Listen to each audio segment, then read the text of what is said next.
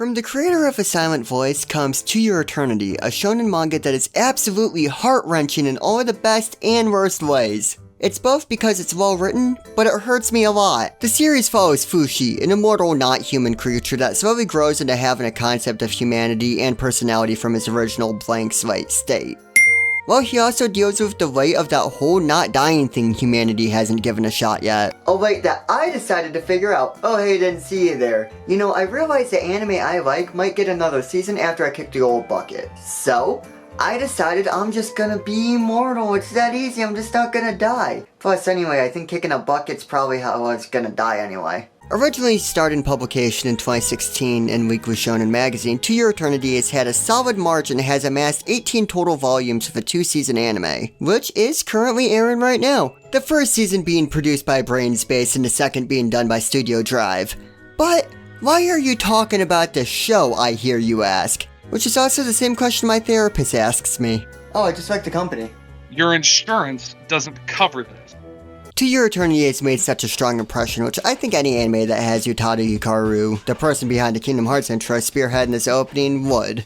But what makes this show special? You know, it's almost difficult to put into words, which spells disaster for the fact that this video is scripted. But I think the best way to put it, and what I'm gonna follow is, To Your Eternity has the best representation of an immortal character, which I am sure the immortal people have waited a long time to get credit for. But it's through the lens of immortality that we can see how vast life can be, but also in a combination of how fleeting it can be with how big the world truly is. Which is a lesson I learned from being immortal for so long. It's been 20 minutes, by the way. Also, did you know if you walk down the street, chances are you're gonna find an abandoned building? Wonder what else is out here. Every area and every arc of To Your Eternity has a cast of characters that you never want to say goodbye to, but the nature of this guy not dying means your choices are either goodbye or closing your computer. And each environment you see varies so much that with the combination of the casts involved, each section almost feels like its own story. The biggest and, well, only thing tying them together being Fushi, who's our immortal, and the guy who made Fushi, who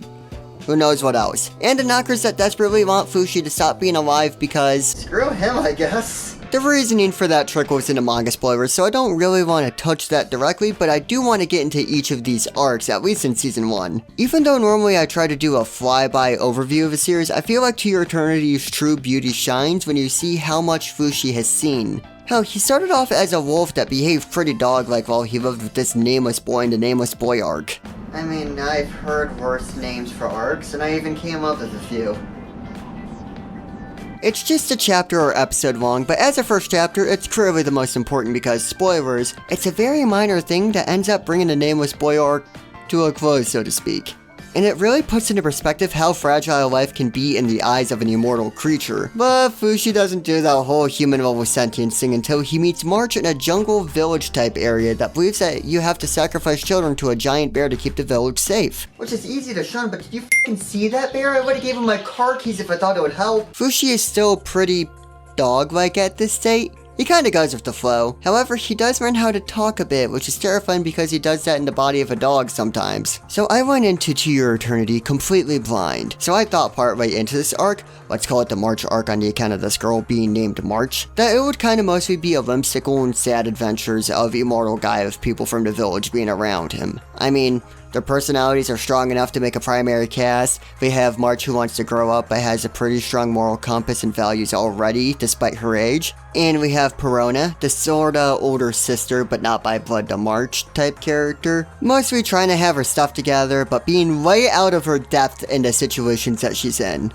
But conceptualization for that doesn't last long as the March arc suddenly ends. You could scrap what you think you know about To Your Eternity, like it being a village vibey series with a circle of characters and a talking dog or a not very talking sort of human character thing, whatever. Because the Gugu arc, probably one of my favorite arcs in the series, has its entire own set of characters that expands what this guy Fushi can do. So far we know if he dies, he comes back, which the more he dies, the sooner he does pop back up. And we also know that he can transform into deceased people that he's met. But now we expand the Fushi moveset to include being able to create objects that he's been hurt by. I'm just saying, if you got time, I got patience. We have a solid cast of characters with fleshed out backstories that all have the reasons to act the way they do. We have Gugu himself, who kinda teaches Fushi to be more human, helping him develop better speech patterns and whatnot, and teaching him how to cook a little bit. He's realistically pretty childish, you know, on the account that he's a child at the start of the arc, not understanding quite what Fushi is, but grows a brotherly bond with him. Oh, but did someone say the story needs one hell of a romance arc baked into it? Cause I would think you probably read the series already. I don't know, that's kind of literally what's there. Because Gugu has a crush on this girl who hangs around a lot, Rin, who has her own personal story about living with rich, overbearing parents, which does contrast all of Gugu, who orphans it up. Listen, I'm immortal, not all-knowing. How was I supposed to know orphaning it up isn't an offensive term? This so far is the longest span for an arc, being 4 years, which does get outpaced in later arcs, but it just feels crazy knowing how far apart we're from where we started the story, both time-wise and well physically far from. But a story about a guy not dying isn't that interesting if he doesn't do anything to not die at. In between arcs we have these things called the Knockers who make their initial appearance, but they are hell-bent on sending Fushi or whatever immortal thing that's kicking around to, well, I was gonna say hell, but I don't think that's the right place. I'm trying to figure out what the ultimate goal for an immortal enemy even is. So here are my suggestions. Credit card debt. Use his email to sign up for annoying free trials. Start to tell a joke, but die before you finish saying it. That is playing the long game, but I think it would do the most damage. Whenever a character or creature exits the story, Fushi can become them or use whatever skills or equipment they had, which is how our lead primarily gets things done like fighting, which these transformations are called vessels. However, the Knockers can take away his vessels, leaving him without the memories of whoever was taken, and without those memories, he can't transform into them. So it's probably in Fushi's best interest to defeat the Knockers, but they become more prominent for the first time in between the March and Gugu arc. And it adds just how much I love this section of the story. It develops Fushi to become more human, giving him a personality and showing how far he has to go. Not only that, but we also have Gugu who has development of wanting to become jacked and his story of Rin. But let me guess what you're thinking. God, Fayko, I just wish you'd go into more detail about this arc.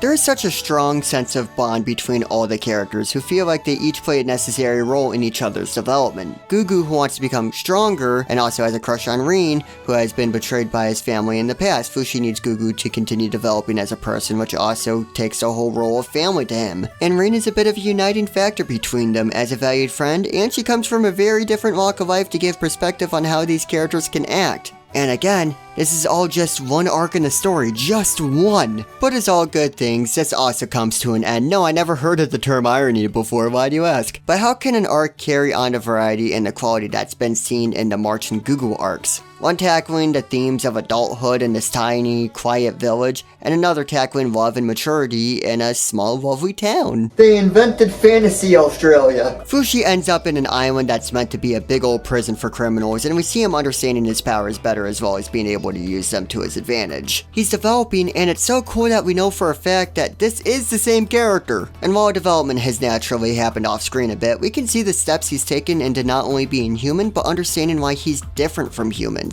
But it's centered around the idea of having a tournament to decide the leader of Fantasy Australia, and these characters want to use Fushi to accomplish that. Oh, they're putting politics in my anime?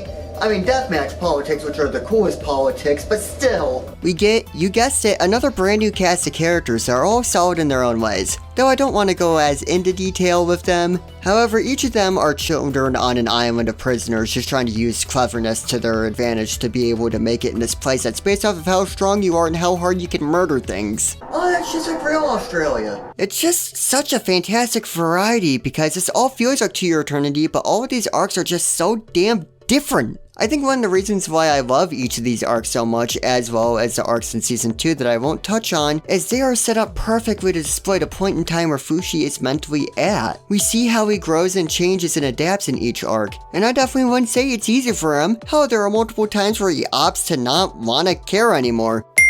Which, to be fair, if you're an immortal in a deadly situation surrounded by people who were diagnosed with a bad case of killable, well, looks like someone forgot to take their vitamins and caught mortality. It's very reasonable for him to want to tap out, and I think that's honestly why, if I boil down To Your Eternity, what I like the best. It just makes sense. Even when some stuff that you aren't ready for happens, it never feels like a swing out of nowhere. For a story based around a character who can't die, who can make anything with no resources spent, and is borderline a god among normal people, it just makes perfect sense. Hell, even the word being spread of someone being immortal existing seems believable. Of course it won't just be a matter of individual people meeting this guy and going, oh hey, that's neat. His influence spreads and, well, the eternity just makes sense.